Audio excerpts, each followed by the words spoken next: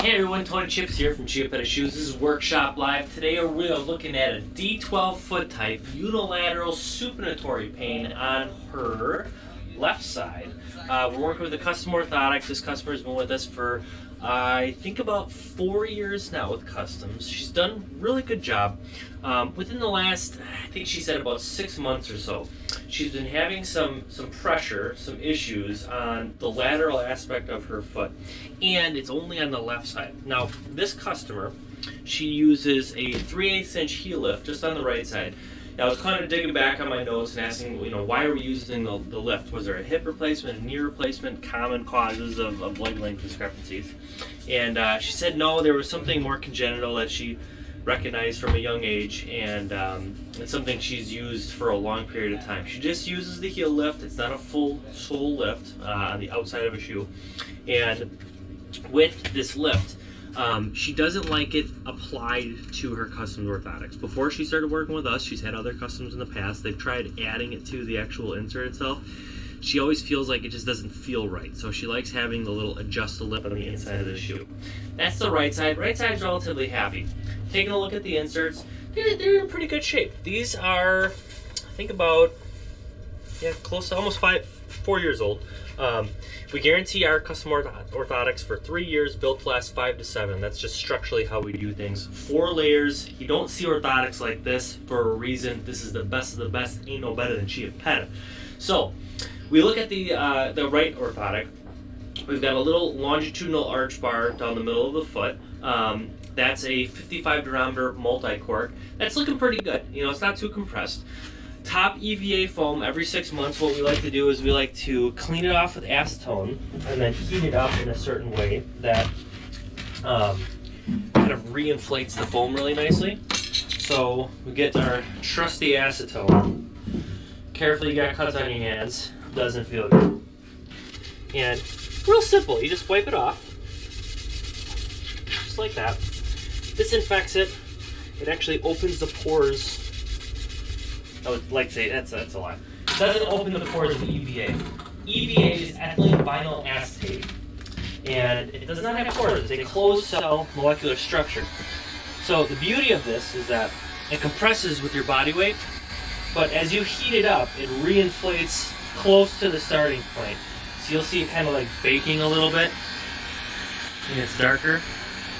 About every 6 months we do that on our EVAs. I don't like fabric top covers. I don't like additional layers of coverings on custom orthotics. Because a lot of times, if you're going to try to do a modification, that's just more layers, more junk to work with. EVA feels good. It's not too smooth. It's not too grippy. We use Microcell Puff, really good quality product. And so that's just a kind of a standard cleanup job. Now, right side we're going to leave alone. We look at this left side. Got some interesting things going on. This is a Morton's plate, essentially. It's a THK thermoplastic material. Very thin, about half millimeter thick, 3/4 of a millimeter thick. And it's relatively rigid. It holds its shape pretty nicely. So what we're gonna do here is, it's been around for a few years. We're gonna replace this piece here, and we're also gonna do a replacement on this lateral heel bar. We're going to increase the amount of pressure on the outside cuboid bar. So we're going to do a little bit different cut like that. You can see that. And it's going to sit just like that right there. So we want a little extra firmer. Now, instead of going with a 55 durometer EVA, I'm going with a 65 durometer multi-cork. We're going to go a little bit firmer here. This has been good for a while, but she's experiencing some just more generalized achiness on this lateral aspect of the foot. Probably a compensatory movement. She's supinating a little bit too much.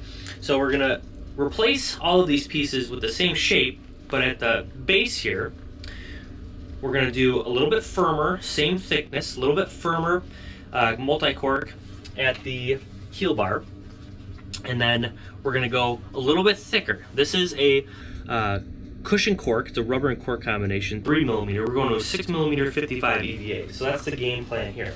Now we're going to take it to the grinding machine and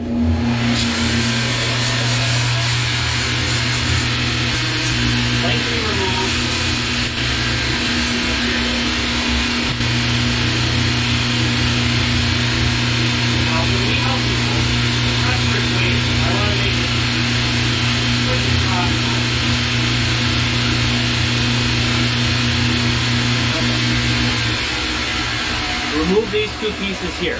Now this THK is coming off. We're going to replace with a new piece. Perfect. Alright, so THK is a pretty nice material to work with. It delaminates pretty easily if you heat it up. I'm going to heat this up nicely. So we got a two-step where we're removing pieces. We're going to add the THK and the heel bar, and then we're going to put the final piece, the longitudinal arch bar slash met pad combo, back on there too. Okay, so interesting note, this customer is a D12 foot type. Now, one thing that I run into very often, keep this for a template, one thing that I run into very often is that when we're dealing with leg length discrepancies, oh perfect, when we're dealing with leg length discrepancies, oftentimes you'll find different foot types, okay? So the shorter side in a leg length discrepancy wants to supinate or elongate the leg column. Now, how you elongate a leg column, you're going to tighten your butt muscle, rotate your hip externally, you rotate that lower leg, and you push your foot to the outside. That's going to stiffen that leg column up, kind of like a peg leg. For the longer side, pelvis is going to shift forward, knees going to shift inward and rotate medially, and you get this dropping of the arch, and that creates more slack in the system, so you're kind of flattening that leg out. So over time, especially when it comes to hip or knee replacements, it takes about 3 months for this to happen, but your body's going to compensate and try to figure things out nicely. So what we see very often, perfecto, what we see very often is the longer side.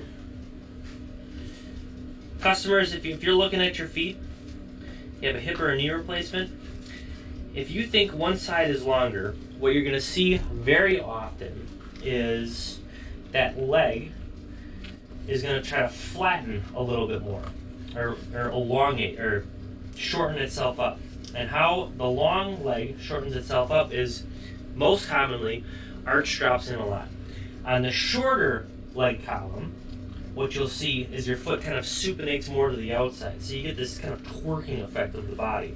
Doesn't help the spine, and you really want to nip it in the butt and address it as quickly as possible. And that's something that we do often. When it comes to leg length discrepancies, our main advice is go see a professional, get a standing x-ray. I work with a great doctor here in town, Dr. Engel. He does excellent work. Yeah, he does this analysis where they do a standing x-ray. They check out hips, pelvis, spine, ankle, knee, hip, kind of checked out the whole alignment, and they get this nice